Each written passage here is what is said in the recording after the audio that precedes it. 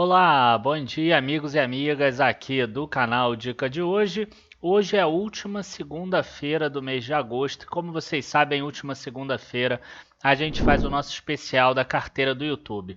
A carteira do YouTube que você consegue ver todo o histórico dela desde novembro de 2016, quando ela começou, na playlist Andamento da Carteira.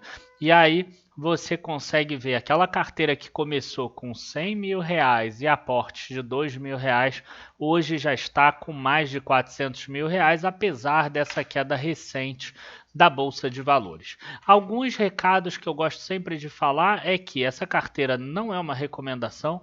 Alguns dos ativos que a gente coloca nela, a gente coloca de forma proposital ativos que a gente não gosta, exatamente para mostrar para vocês que não faz diferença se você errar uma ou outra vez.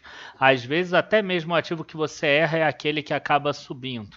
Outra coisa também que é importante é que o objetivo grande dessa carteira é mostrar para vocês que a gestão do teu portfólio, ter uma gestão inteligente dividida entre classes de ativos, é mais importante do que ter e escolher o melhor ativo, aquele que mais vai subir ou coisas do gênero.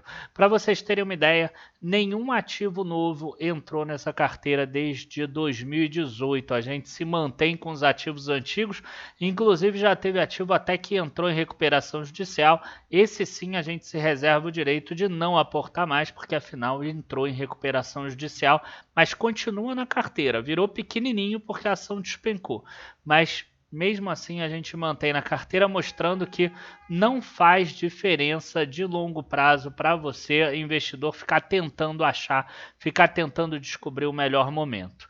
Como sempre, essa introdução desse vídeo de hoje é um pouco mais longa. Eu peço para vocês curtirem o vídeo, se inscreverem no canal, avisarem aos amigos que esse vídeo aqui é muito interessante, que é muito legal, porque quanto mais visualizações, mais a gente sobe também. Logo depois da vinheta a gente já começa, e aí eu aguardo vocês para a gente ver o que houve de alteração nessa carteira depois dessa queda da bolsa.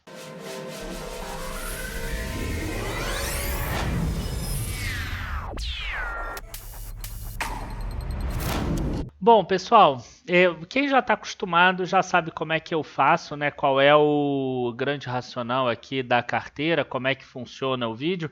Primeiro eu coloco as principais notícias dos ativos e depois a gente mostra a planilha em Excel. Planilha essa que assinantes do Dicações podem baixar na aba Planilhas, lá dentro da nossa área de membros. Se você ainda não conhece nossos produtos, área de membros.dicadehoje7.com.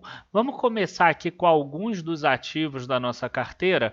A Itaúsa, ela divulgou alguns fatos relevantes, alguns comunicados. Essa questão aqui do desdobramento da reorganização societária, eu fiz um vídeo na quarta-feira passada, então não vamos falar nesse vídeo de hoje, basta você ver um vídeo especial que a gente fez exatamente sobre isso, mas o que me chamou a atenção foi isso aqui, né? Ela acabou divulgando um novo dividendo, aqui na verdade um novo juro sobre capital próprio de 3,734 centavos por ação, isso dá 3,1739 líquido, e ela também divulgou a data de pagamento que aconteceu na semana passada, dia 26 de agosto de 2021, então ela distribuiu aqui líquido um pouco mais de 9 centavos por ação e nós aqui na carteira recebemos todo esse valor. Claro, aqui na carteira de forma fictícia, mas quem é acionista da Itaúsa acabou recebendo. Aí a gente passa para a Ser Educacional, que divulgou o closing de uma aquisição que no mínimo é um pouco estranha para uma empresa de faculdade de ensino superior. Ela adquiriu o Centro de Desenvolvimento de Medicina Veterinária e o Hospital Veterinário DOC. Né? Então é uma empresa que acabou comprando agora um hospital veterinário localizado no Rio de Janeiro, Barra da Tijuca, que funciona 24 horas por dia de atendimento, dedicados a animais de pequeno porte, né? Cachorros, gatos, etc. Conta com mais de 70 médicos veterinários, possui 26 leitos, etc.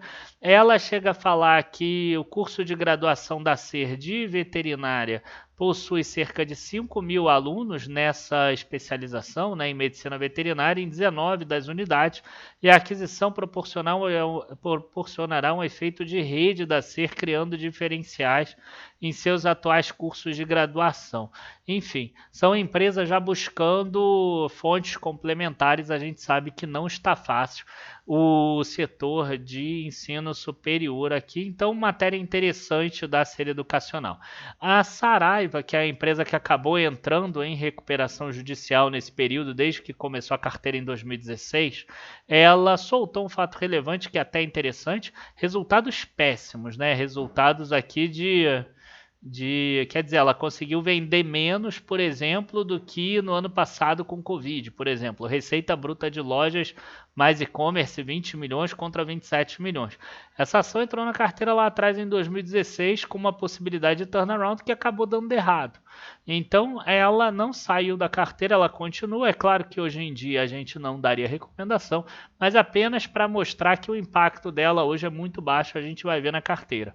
Mas o fato relevante é o seguinte, teve uma disposição no dia 13 de agosto para que se fizessem um novo edital de leilão, né, das unidades aqui que existem, as UPIs, né, que são as unidades produtivas isoladas, eu acho que é isso, tá? E elas poderiam ser vendidas de forma separada para que facilitasse o pagamento para os credores, né? Então, nesses valores aqui a gente tem lojas físicas de varejo, algumas lojas físicas de varejo pelo valor de 113 milhões e o comércio eletrônico de varejo pelo valor mínimo de 90 milhões. Tá? É uma empresa que tem já mais de 500 milhões negativos em termos de patrimônio líquido, prejuízos acumulados de 936 milhões. Então você vê que as unidades produtivas isoladas dela, valendo no mínimo 200 milhões, não vai ajudar tanto a empresa assim. Provavelmente esse é apenas o início do fim de uma grande empresa do passado, né? Empresa que eu pelo menos gostava muito de ler nas suas lojas, mas enfim, a gente está aqui para mostrar os erros, os acertos e principalmente, volto a repetir, para mostrar que o mais importante é a gestão do teu portfólio e não acertar todas as empresas, tá? Esse é o principal ponto. Se você sair no final desse vídeo entendendo isso, já valeu a pena. Se você chegar no final pensando assim, que saco, o Daniel não falou nenhuma ação legal para mim, você não aproveitou esse vídeo. Bom, Banco do Brasil, a gente teve aqui um juro sobre capital próprio complementar, que vai ser pago aqui no dia 31 de agosto, ficou ex, e o principal dividendo aqui que foi exatamente o da Petrobras, né? 21 bilhões de reais que foram pagos na semana passada, isso dá R$ 1,60, quase 1,61 por ação, e isso tudo em dividendos, quer dizer, não tem nem imposto retido na fonte, e além disso ela ainda também aprovou uma segunda parcela de 10,6 bilhões, 0,81 por ação, que ela ainda não sabe se vai ser dividendo ou juros sobre capital próprio. Essa que vai ficar ex-dividendos só lá no dia 2 de dezembro. Tá? Então, 2 de dezembro de 2021 já tem mais um pagamento da Petrobras para ficar ex-dividendos. E aí agora a gente passa finalmente para a nossa planilha. Tá? Planilha essa que está disponível para assinantes do Dicações, como eu falei antes. Tá? Se você não sabe bem o que significa isso, entre aqui, área de membros.dicadehoje7.com, tá? Então a nossa carteira ela é composta de ações, fundos imobiliários e renda fixa, tá? E a gente tem aqui um percentual que eu coloco aqui em cima ótimo de cada uma das classes de ativos, tá? Então, por exemplo, quando a bolsa caiu lá para 96 mil pontos, mais ou menos, 101 mil pontos, a gente tinha 62,5% em ações e 20% em fundo imobiliário e 17,5% em renda fixa, né? Então esse era o percentual que a gente buscava. Quando a bolsa subiu para 117, 113, mais ou menos, 120, a gente mudou para 60 e 20, 20, tá? Mais ou menos isso. Aí a bolsa subiu para 124, 129 mil. A gente mudou para 59, 21 e 20. Nesse período agora, a bolsa cai de novo de 120 mil. E aí eu botei 60, 21 e 19, porque eu acredito que fundos imobiliários estejam muito baratos. Tá? A gente já fez um relatório com relação a isso, então a gente vai botar aí um pouquinho mais em fundos imobiliários. Ah, o Daniel acha então, quer dizer que é recomendação? Não é recomendação. É só vocês colocarem aqui ó, e virem que nesse último mês, por exemplo, enquanto as ações da Bolsa caíram em média 5%, esses fundos que estão aqui na carteira caiu, um deles 5,9%, outro 3,7%, outro 6,7% e outro 9,2%. Então tem a ver com quedas, tá? Inclusive, é importante a gente sempre mencionar isso, porque a gente vai mostrar os aportes, e os aportes eles deveriam ser naquelas ações que caem mais, né? Então seria Vale, Ser Educacional e Randon, por exemplo, né? São essas três, tirando a de recuperação judicial, que é a Saraiva. Só que quando eu vejo aqui no valor, eu vejo que a Vale já tem 59 mil, apesar da queda, muito mais do que as outras. Então o aporte acabou não indo para a Vale.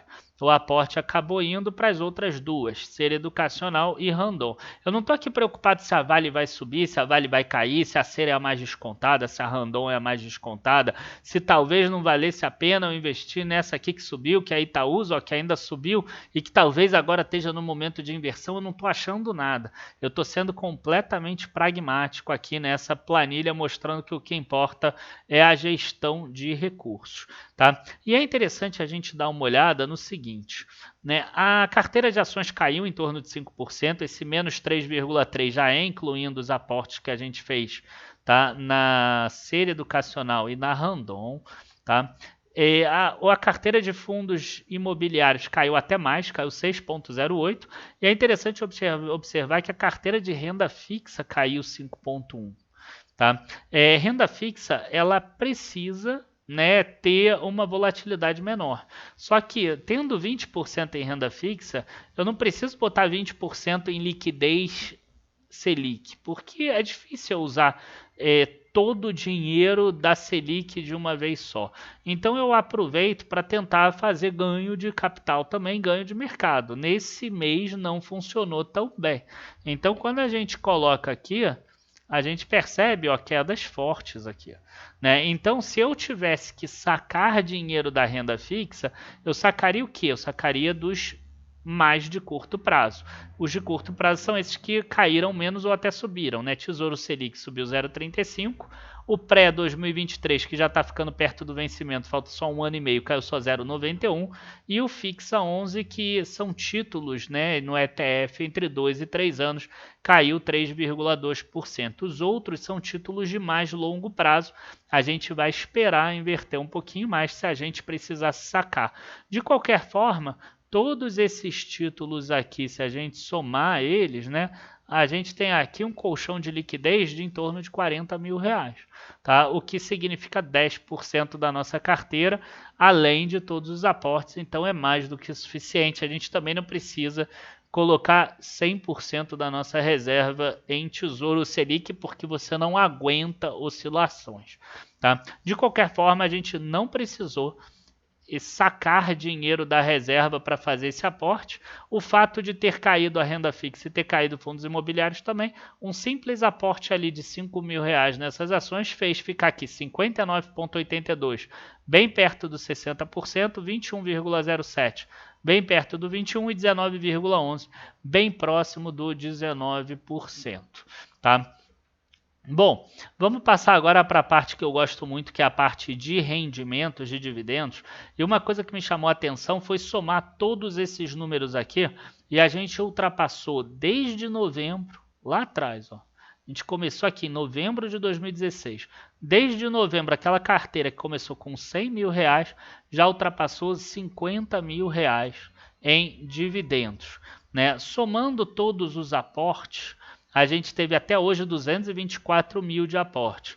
A gente já teve 50 mil reais de dividendos. Esse número vai aumentar cada vez mais, tá? Para vocês terem uma ideia aqui, 181 mil foram rendimento, foi retorno, foi valorização dos ativos. Sendo que desses 181 mil, 50 mil foram dividendos. Logo, 131 mil de valorização, 50 mil de dividendos. E esse foi um mês muito recheado para a gente. Por quê? Porque a Itaúsa soltou o dia do pagamento, a Petrobras também soltou um dividendo grande e a gente conseguiu ter retornos superiores aqui a 3 mil reais nesse mês. Então, uma carteira de 400 mil, 3 mil reais, a gente está falando de 0,75. A gente ainda teve um título IPCA aqui que pagou 245 reais. Existem ativos aqui de renda fixa que não pagam rendimentos, então esse yield contra ativos que pagam rendimentos é até maior, mas o que me chama atenção aqui é ver que a gente deve conseguir bater a nossa meta. Né? A nossa meta é conseguir pelo menos de 6 a 8 meses esse ano superiores a R$1.000. E a gente vê aqui que a gente fez o quarto mês seguido acima de R$1.000. 1, 2, 3, 4, além de março aqui 5, então já são 5 meses, faltam 4.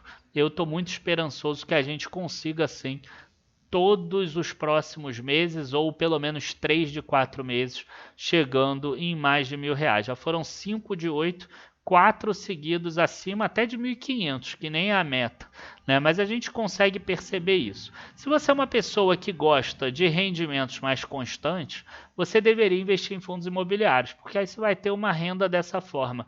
E você vê que a gente bateu recorde de novo aqui, terceiro mês seguido que a gente bate recorde de rendimento em fundos imobiliários, ultrapassando pela segunda vez os R$600 em fundos imobiliários.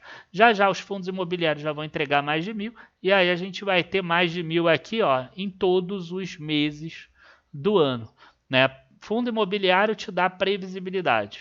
Ações vão te dar esse número aqui que fica para cima e para baixo, para cima e para baixo, mas você vê que os pontos máximos vão cada vez ficando maiores ao longo do tempo, e você vê que 2020 foi um período bem escasso aqui de dividendos, né? Principalmente por causa do Covid. Você vê que foi um período que as empresas pagaram menos dividendos, os números desse ano já estão bem maiores, né? E quem pagou dividendo aqui para a gente esse mês foi Itaúsa, Petrobras, Randon também um pouquinho, os fundos imobiliários, que isso passaram para R$654, na verdade a primeira vez que passaram de 650, mais o IPCA 2050. Como eu já falei antes, os aportes foram feitos em Ser Educacional e Randon. Isso aumentou aqui a quantidade de Randon de 1.500 para 1.700, da Ser de 900 para 1.100, e esses números aqui significaram 3.030, esse dinheiro, né, ele foi aportado com 3.030 de rendimentos já pagos, mais 2.400 de aporte, acabou ficando um pouquinho acima dos 2.000 que eu gosto, mas se você quiser ser bem metódico, você tira R$400 do Tesouro Selic. Eu acho desnecessário, esse R$2.000 a gente não reajusta já desde o início da carteira, então não tem problema um mês ficar aqui um pouquinho a mais. Vocês podem ver que nos outros meses aqui não tiveram meses superiores aqui a 2.000 nem nada disso, tá? Um ponto de atenção aqui para gente é esse gráfico aqui do Ibovespa, que é um gráfico que é interessante, né? Quando a gente vê um gráfico, né, igual do Profit Chart ou coisa do gênero que é diário, a gente tem muitas oscilações e que a gente acaba dando ouvido, né, a ruídos. Quando a gente pega esse gráfico aqui, que a gente só movimenta uma vez por mês, a gente consegue ver claramente, ó, que cai, ó, 1 mês, 2 meses, 3 meses, aí depois começa a subir. Aí cai 1 mês, 2 meses, 3 meses, 4 meses, aí começa a subir. Né? Cai 1 mês, 2 meses, 3 meses, 4 meses, aí depois começa a subir. Aqui caiu 1 mês, 2 meses, aí começou a subir. Caiu 1 mês, 2 meses, aí começou a subir. A gente já está aqui 1 mês, 2 meses. Pode ser que ainda tenha mais 3 meses aqui, mas é muito provável que depois comece a voltar a subir. E a gente aproveita exatamente esses pontos, igual eu fiz agora, para investir em ações. Se vocês quiserem observar aqui, olha só. Lembra como eu falava lá atrás, né? Ó, em maio de 2021 a gente investiu em renda fixa. Aí em março a gente investiu em renda fixa, em fevereiro em renda fixa, em janeiro em renda fixa, em dezembro em renda fixa, em novembro em renda fixa, outra vez novembro renda fixa, outubro renda fixa, setembro renda fixa. Olha quanta renda fixa que a gente estava montando de novo a nossa reserva de oportunidade que a gente usou ali no Covid. Então a gente acabou ali o Covid, que a gente comprou bem barato, a gente voltou a montar a reserva de oportunidade. Você já vê aqui que junho a gente já comprou FI, julho ações, agosto, ações. Então veja como a gente está aproveitando essas quedas para aumentar a quantidade de ações que a gente está em carteira sem ficar tentando adivinhar se a ação vai subir ou vai cair ou coisas do gênero. Tá? Gente, a gente está aqui, né, nos últimos dias que a gente está dando promoção para o Dica Internacional. É muito provável que essa carteira aqui que a gente faz de gestão de ativos receba uma nova linha ali, uma nova alocação, que seria a alocação internacional. É muito provável que eu já faça isso para o mês que vem, porque cada vez mais eu percebo como é importante quando você chega em valores maiores, como é esse de 400 mil, por exemplo, ou até menores, né? 100 mil, 150 mil, 70, 80 mil, ok, já é suficiente para você pensar em ter também uma alocação no exterior. Então é muito provável que a gente comece a colocar aqui uma alocação no exterior, começando com 2, 3, 4, 5% e depois subindo até alcançar uma alocação aí de 10, 15, até 20%. Eu acho bastante saudável. Então a gente vai começar a ver isso nessa carteira do YouTube também. Uma alocaçãozinha já pensando no exterior, não é apenas pensando em eleição, mas é pensando que a pessoa começa a crescer a carteira dela, ela precisa tomar cuidado e tirar esse foco de ter o risco apenas Brasil. Abraços a todos, bons investimentos, espero que vocês tenham gostado do vídeo. Não deixem de curtir, se inscrever, avisar os amigos, acionar o sininho de notificação. Tá? Deixe seu comentário ali embaixo. Abraços, bons investimentos, até a próxima. Tchau, tchau, gente.